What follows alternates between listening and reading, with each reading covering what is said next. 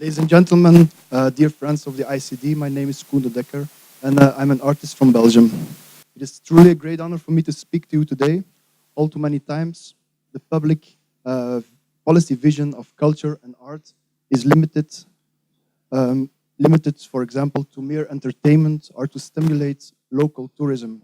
However, an international approach to culture can only be made credible if it's conducted with the utmost respect for the work, for the substance of the work, and for the artists.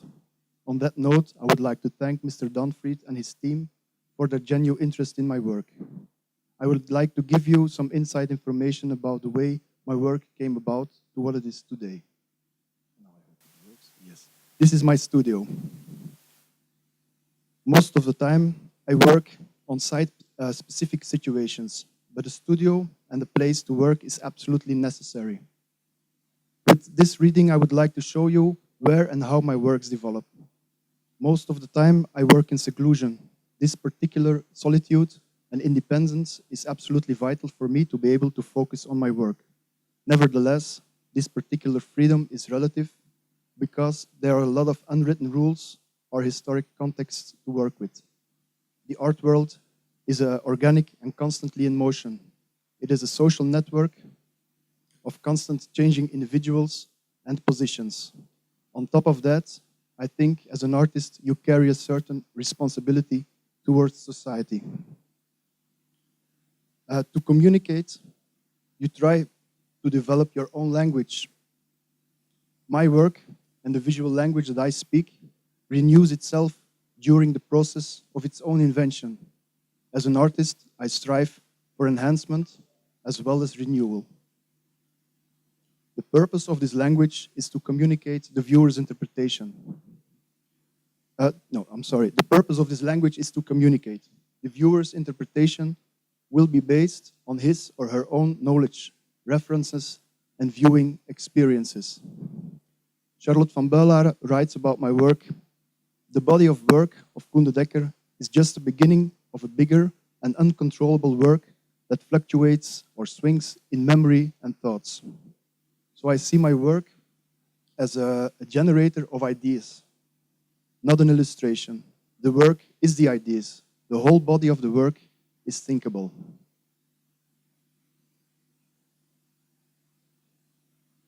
I try to approach space and form from different angles. In my sculpture work, I always attempt to let the shape communicate with the space, its environment, and also the viewer. Scale in this is very important. So first I would like to show you some sculptures, and later I will try to tell you where everything comes from. The sculptures. I always attempt to let the shape communicate with its environment, and with the viewer, of course.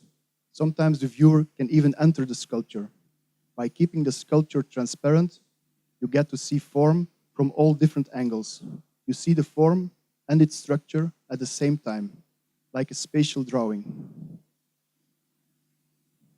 So with my work, I try to talk about scale, points of view, form, and space. I'm not only interested in the form of things, but most of all, how they are made.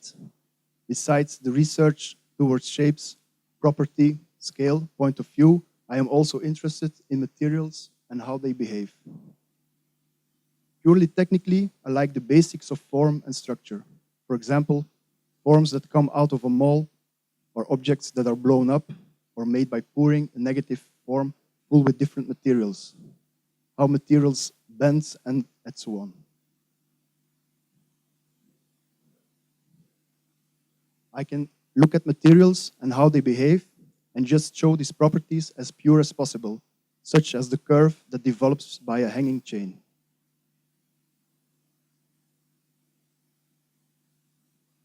By, for example, attaching equal-sized bamboo sticks in tetrahedrons and ectahedrons, I could create an endless sculpture which can be performed by a different person in a performance or on one occasion even by the public. Another of my spatial works is now in the collection of the Smak in Ghent. But I made this temporary installation originally for a country location. It is a large, red, clear woven sculpture that takes on the confrontation with the landscape by creating scores for this sculpture as well. And scores, with scores I mean like a partiture. You know what a partiture is? Yes? Okay. I think there is something wrong with the...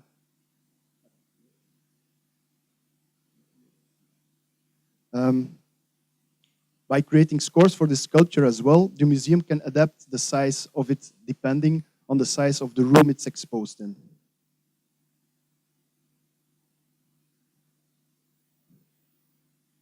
So I already told you that scale for me is very important. And I want to talk also about rescaling. About rescaling. On photographs, all artworks are equal in size. We collect them in our mind and archive them in our personal knowledge of art history and images. Several works of mine can be exposed on different scales, depending on the room they're in, or on the ergonomical scale towards the viewer. An idea does not have a format, a shape, a color, or a material. It can exist as a sketch, a plan, or a score.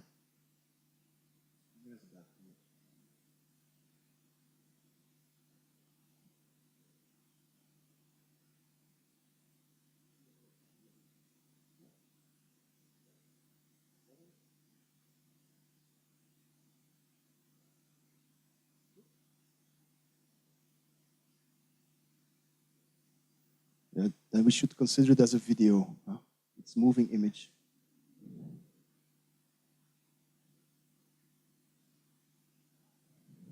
So several works of mine can be exposed on different scales, depending on the room they're in or on the ergonomical scale towards the viewer. An idea does not have a format, a shape, a color, or a material. It can exist as a sketch, a plan, or a score. The physical properties of the production of such an idea depends on the location, the strength of the material, and the scale this idea should become in real. For an exposition in St. Lucas Library, I made a work in a viewing tank. It was a glass case of 50 centimeters by 2 meters and only 20 centimeters deep. I divided the tank in small spaces and suggested a museum exhibition in different rooms.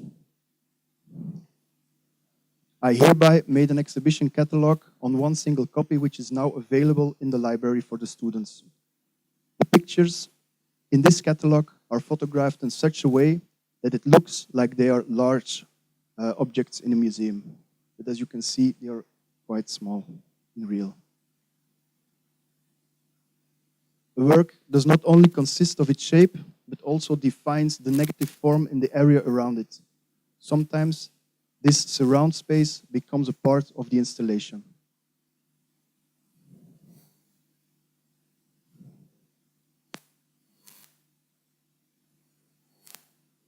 Another one of my works consists of 3 cubes that I divided into 8 smaller cubes, and in which I installed a strong source of light. This light source shines in small lines on the ceiling and on the walls. The public could replace these cubes and as such create an interaction of light against the walls and the ceilings. Maybe there is too much light, no? Another work I want to show you is something I did in Warsaw in Poland. In Warsaw in Poland, I took a step further into the idea of the surrounding negative space. In this case, the public area. I saw that people had made illegal windows in blind walls and decided to add to that, like here, I added an illegal stairway from one apartment to another. And the orange sewer you see, I also added, and the sewer is explaining which space this was all about.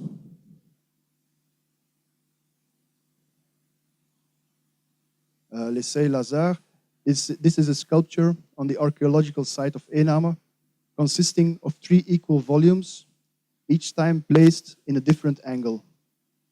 It is monumental as well as light as a feather.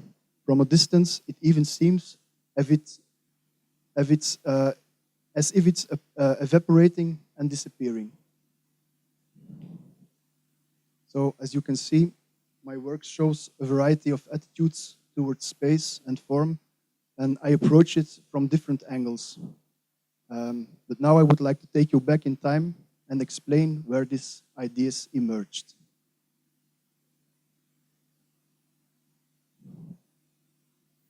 I studied at the St. Lucas Institute in Brussels. It's a school just around the corner, during my high school as well as my master years. I graduated from the experimental studio in which we were able to try out and investigate every possible medium. During this master year, I attended a speaking engagement by an artist from Antwerp. His name is Narcisse Tordoir. He invited me to spend a 3-month period in Amsterdam at the Rijksacademie.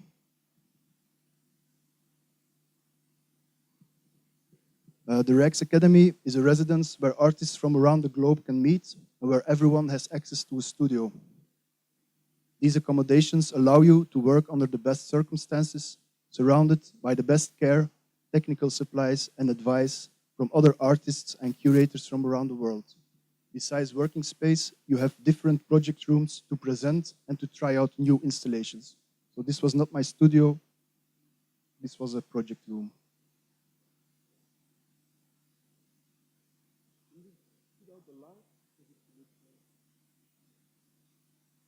Oh, no good idea.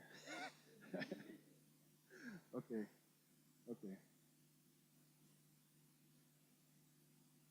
This is one of the works I made in this. It was a flying bat, and one day, Dan Graham, who's an artist from the United States, came along as an advisor, and he was so tired and suffering from a jet lag that he asked to sleep in this work. And he asked me, "Do you want to film me when I'm sleeping?" So I have a video of Dan Graham sleeping 30 minutes in my project room. This was probably his way to give his reaction or his advice to the work.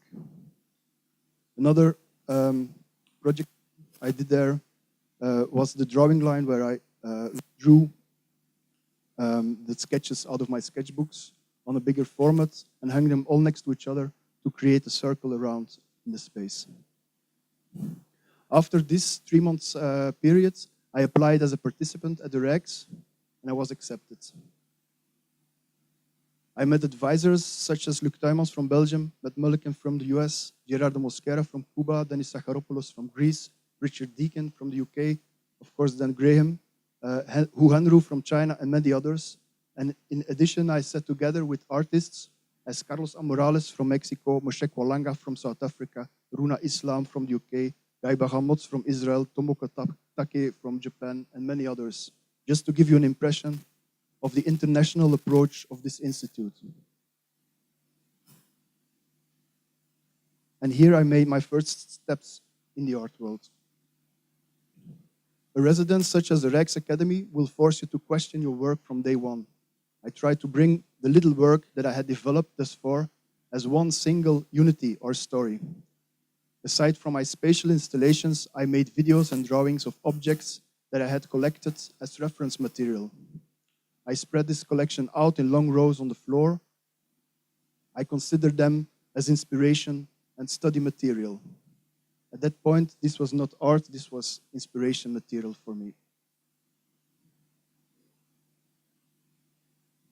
During the Open Studios in '99, I created an endless sculpture while showing my collection on a long iron shelf. At that point, I called it my memory archive, referring to the mnemonic device they were when I discussed my work with others. These objects helped me to remember ideas. And this was one of the ideas.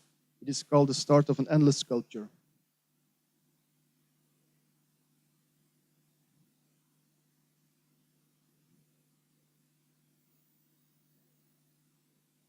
Another residence I did was in Belgium, in the Vlak in Waterschei. It is a workplace for visual artists. Here I realized the universal scale of all things with the objects I just showed you. As I told, I used to call this collection of objects and shapes my memory archives.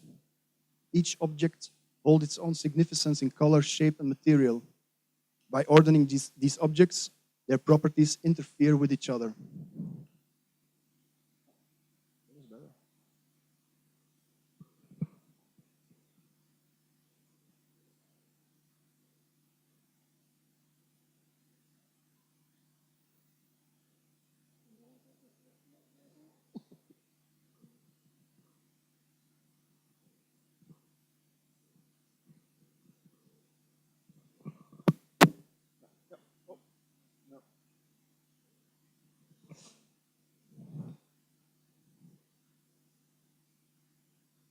I tried to order them by color, material, or meanings, and I looked at them from different angles. I assembled a wide range of shapes, sizes, and forms, and at first I made two groups. These closed shapes were classified under seed shapes, such as bottles, exoskelets, platonics, geometrical balls, large seeds, cocoonish shapes, etc.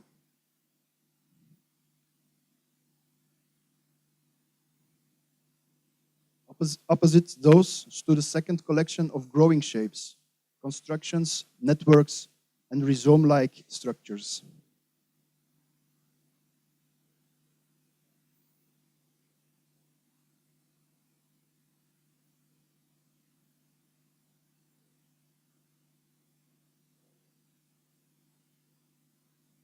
Soon enough, I realized that every possible ordering started showing unlogical overlaps. Everything seemed to be interconnected. Other taxonics, such as natural versus artificial, just did not add up. Each object holds its own significance, and by ordering these objects, their properties interfere with each other. So at the FLAC, I had the chance to develop these digital archives. Only when I started to photograph them against a black background, I noticed they all became equal in size. Initially, I chose objects based on their assembly. This was a point of interest for me as an artist. By rearranging and confronting them, I obtained an array of meanings and interconnections. Right about here started an interesting research which was about much more than ordering physical properties. The true meaning between these objects developed as a gestalt. You can compare these properties with the resonance between two sounds that become a new sound, or in this case, a third meaning. So this is when these invisible properties became my goal and subject of research. By placing random objects next to each other, I suggested a new meaning.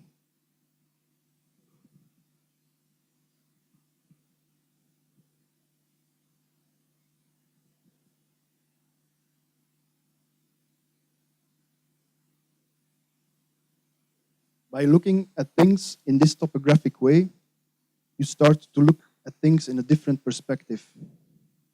You can look at things in very different ways. Or you can, for example, look to the world through a window, like a painter would do or a photographer. Or when you look at things by walking around the object, you can experience it like as a sculpture. By folding it open, you can reach an object like a doctor or an engineer would do. I wanted to order them randomly from a topographic point of view, still in doubt what to do with them. But I knew this collection could become endless. And a question to myself was, I wonder if artists stand still in the world that surrounds them, or do they operate in the front lines of innovation, where they turn things inside out? By thinking of this, I realized I could put everything into this project. First of all, I tried to put some documentation images I found on Google into the same logic of the universal scale project. But in fact, I can also put all my sculptural work you saw before in the same frame.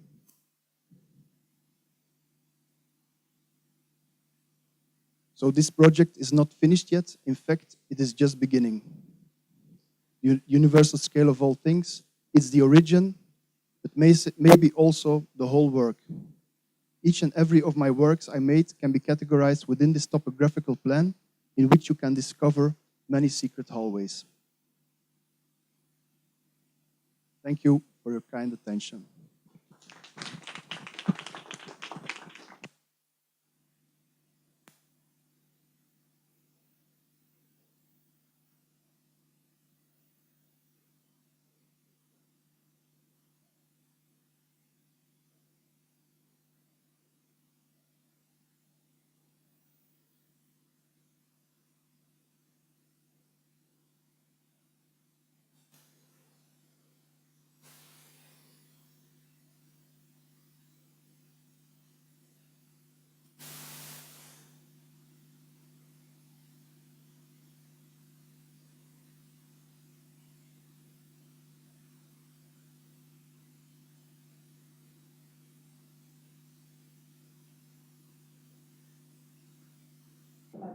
I want to know your inspiration. And after, I'll ask you the second question.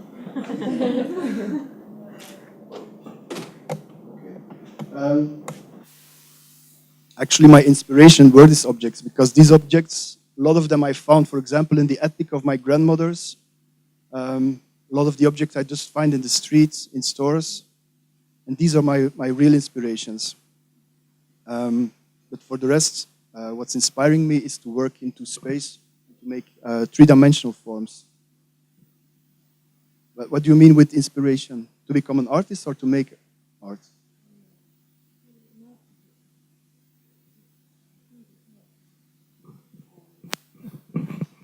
How to say, I don't know.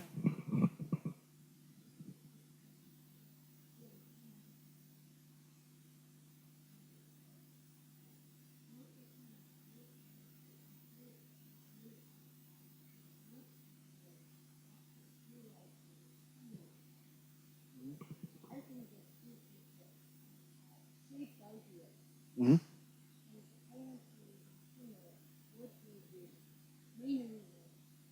Yeah. I think as a child, you first like to draw. This is how it starts. And then you see other art pieces. For example, do you know this work of the goat of Rauschenberg? I don't know if you know it. There's a goat with a tire around his stomach. It was a work I saw when I was very little. And another thing is that there were artists in my family, so I was inspired by that. I was inspired by the attic of my grandmother, it was full with stuff. There were a lot of art pieces also in the house of my grandmother. But actually, why I do this kind of art and not like painting or drawing is because in the beginning, actually in the first year at St. Lucas, I studied, how do you say, commercial publicity graphics, and I was not happy with this. And in the second year, I moved over to, it was called free graphics. It was printing, silk screen printing and all of this. And I still didn't feel that I was free enough. So in the third and the fourth year, you could choose an option which was called experimental studio. And in this experimental studio, you could do anything you want. So you could use sound, you could use smell, you could use, there were no limitations. And I think this is what I really wanted to do, to have no limitations and to create without any medium, without fixing to any medium. One more question is, do you think your art will change the society's violence? Really, this is my question, because the main purpose of art is to make humanity kind. Do you think, how do you think? Thank you very much. I don't think that art itself can change society, but what art does is it goes into the mind of people. It can change minds. You can think more free. You can have new ideas about anything, about how to look to the world, like I did. But also as an artist, what you do actually is when you make an exhibition, a lot of people come and they interfere with each other. It's a social event.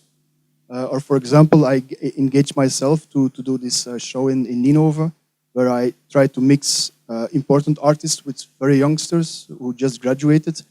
And like I told, an artist has towards society, he has how do you say, responsibility in a way. It's not only about selling art, because you have a lot of.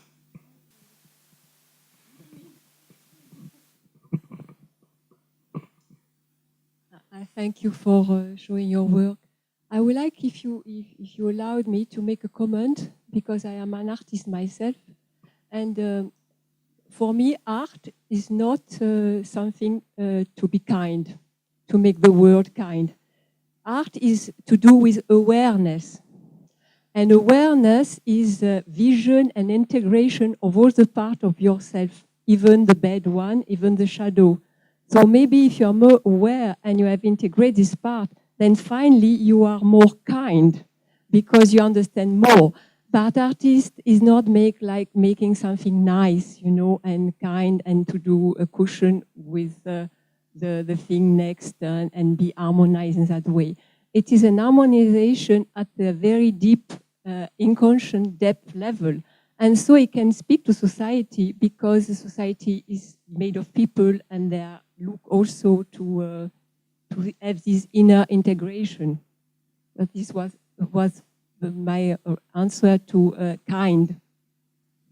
We are not gentle people as artists. We are not bad, but we are not kind.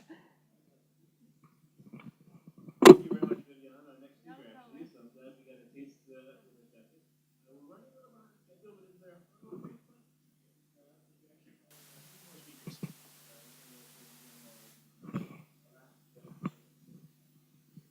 there? Thank you so much for showing your art. Previously, we had speeches about cultural citizenship and talking about European identity.